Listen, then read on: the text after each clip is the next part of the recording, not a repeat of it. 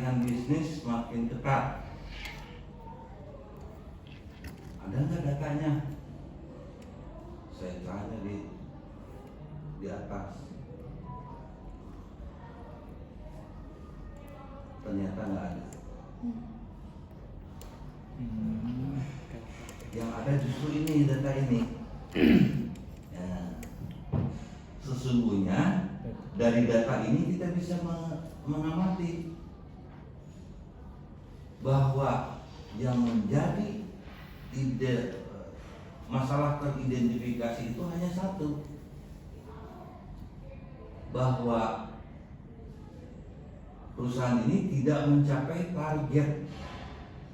targetnya 1 miliar, realisasinya cuma 800 juta. Berarti ketercapaiannya adalah hanya 80%. Itu yang menjadi masalah, yang identifikasi. Jadi dari sinilah kita bisa cerita bahwa yang teridentifikasi ini apa?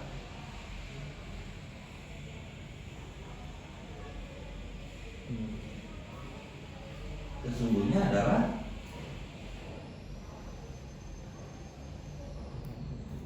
target tidak tercapai, gitu kan?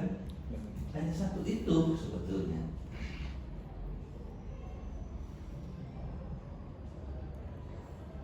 Lalu di sini diceritakan di bawah data ini, oh ternyata ketidaktercapaian itu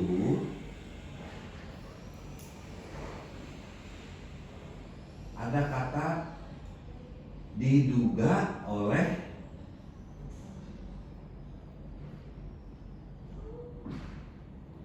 sini ya.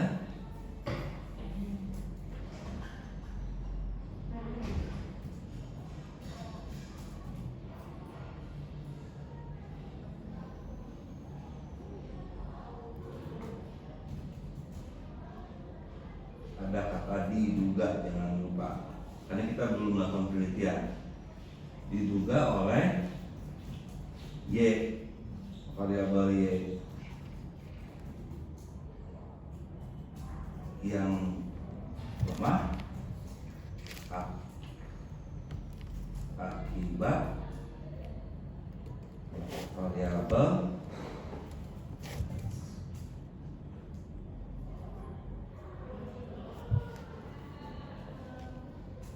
X1, X2 dan X3. Nah, gitu.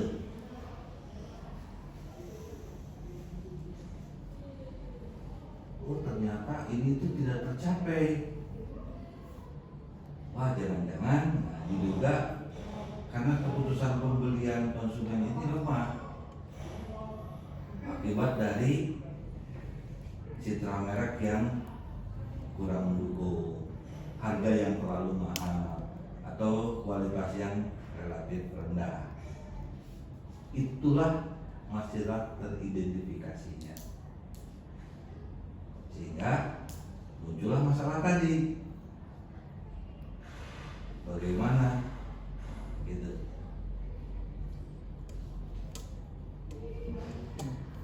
Ini sampai 5 dia.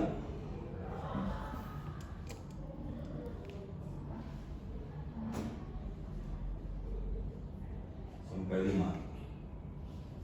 Padahal enggak, dia ini punya si Ataya cuma dua variabel ya. Kualitas layanan dan strategi branding.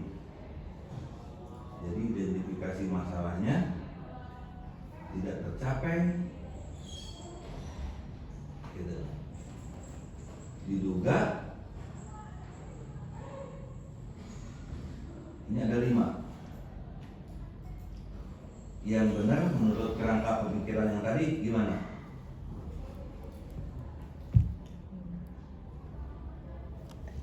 Yang pertama apa?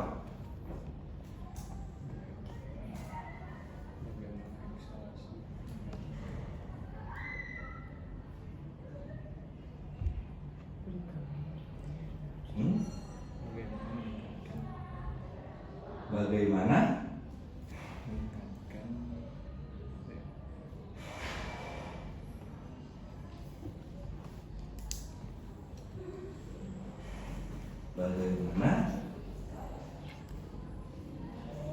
X1, X2 dan Y menurut persepsi konsumen.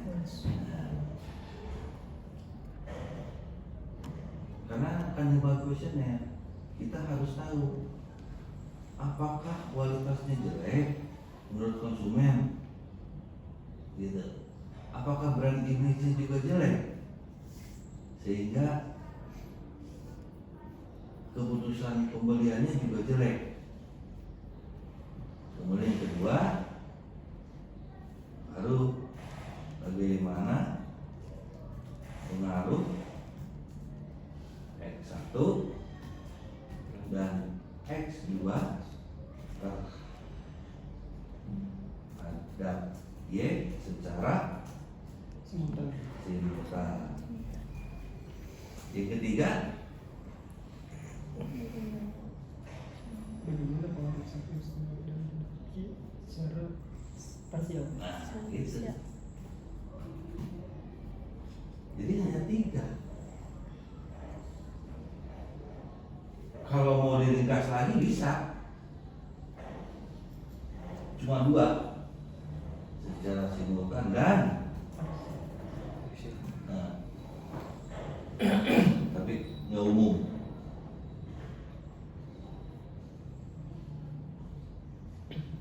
Oke, katakanlah ini ya, secara parsial. Ini adalah rumusan masalahnya. Lalu tujuan penelitiannya apa? Tujuan penelitian jangan lepas dari rumusan masalah. Rumusan masalahnya ini kan? Berarti tujuan penelitiannya untuk katakanlah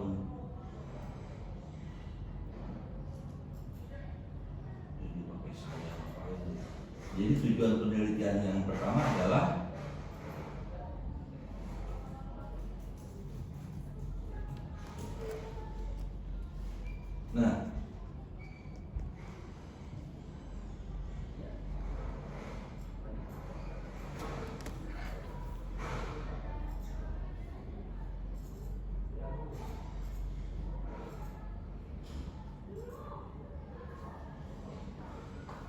diawali kata untuk mengetahui.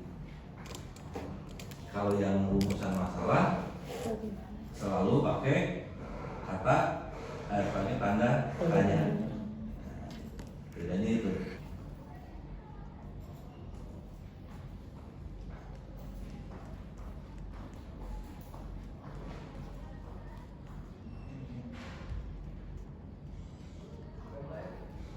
Jadi antara tujuan penelitian dan rumusan masalah itu satu kesatuan. Yang paling gampang itu di sininya pakai tanda tanya di rumusan masalah. Tujuan penelitian diawali dengan untuk mengetahui ini, udah semuanya dapat. Nggak usah pakai tanda tanya lagi.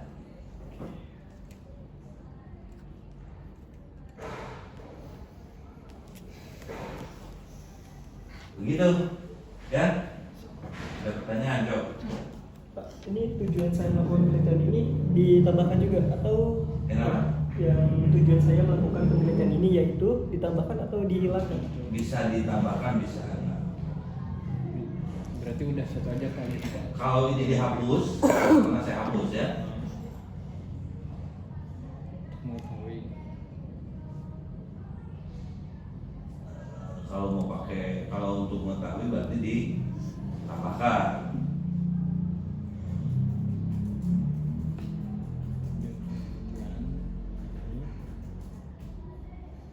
Ya, ini. Untuk mengetahui. Tapi kalau ini nggak ada kalimat dulu di awal misalnya ya, berarti di sininya harus pakai. Nah.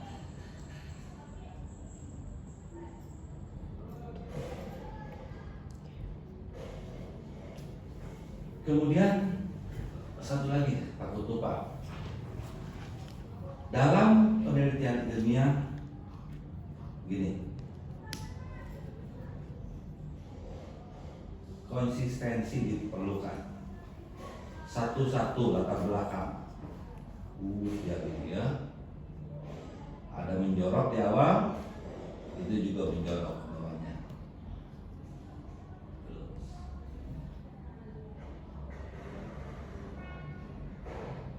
Kemudian 1-2 identifikasi masalah. Ada anaknya nih, 1, 2, 3, 4, selalu pada posisi sini, pinggir, yang ke tengah, ya. Kemudian katakanlah ada anaknya lagi nih, 1 itu selalu A, B,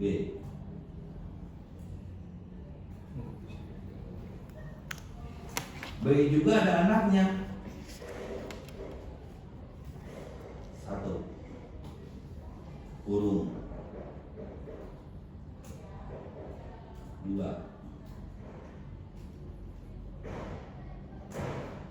Ternyata ini juga ada anaknya, berarti A.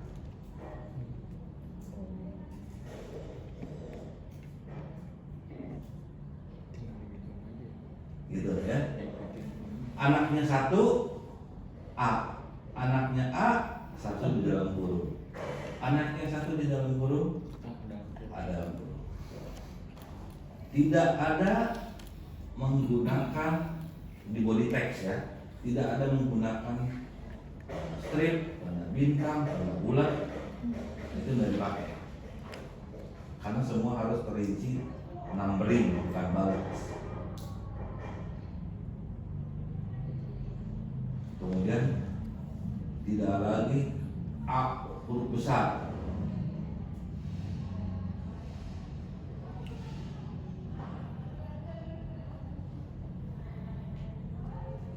Ini tiba-tiba ke tengah, halus ke pinggir.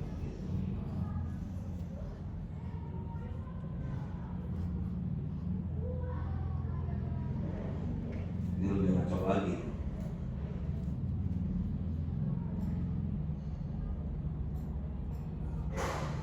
Ini tetap harus ke pinggir.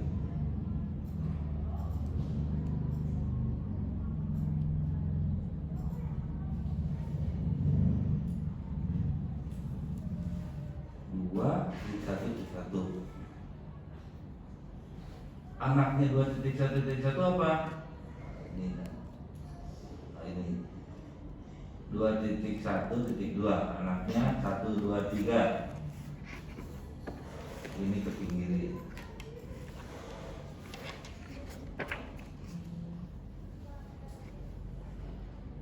Dua titik 1.3. Tiba-tiba apa anaknya? Benar salah? Harusnya 1. Nah, gitu. Jadi tidak.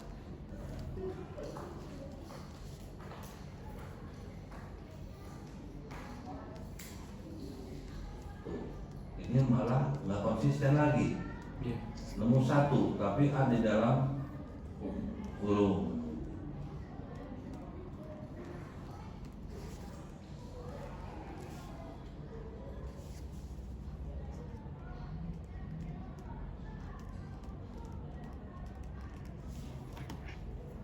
Ini lebih parah lagi.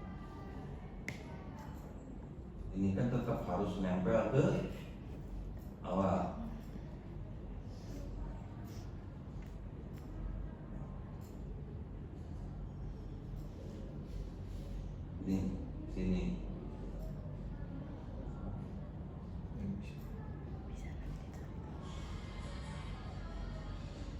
Kalau nanti ada penjelasannya satu baris, tarik saja ke sini.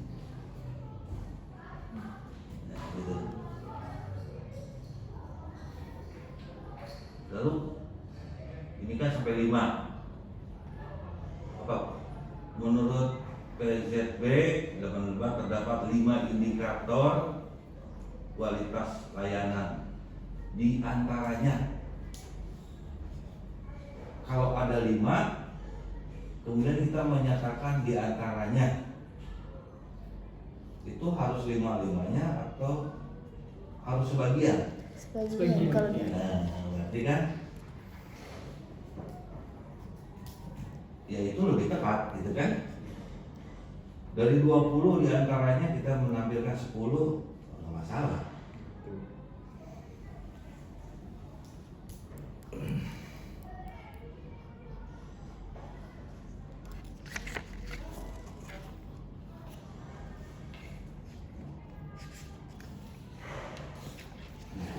Dahulunya parat.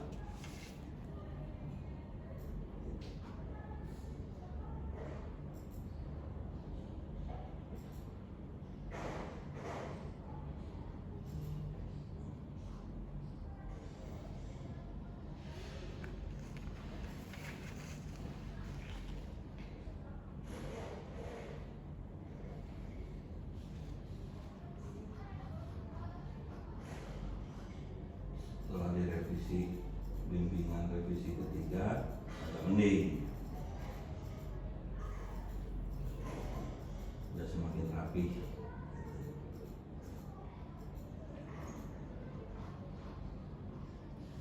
Rumusan masalah 1, 2, 3 di pinggir. Begitu tujuan penelitian ke tengah lagi. Ini ke tengah lagi. Udah saya kasih tanda ini supaya ke pinggirin. Ya. Oke, sementara itu dulu ya. Biar kamu dapat wawasan. Enaknya jadiin dulu bab 1, 2, 3.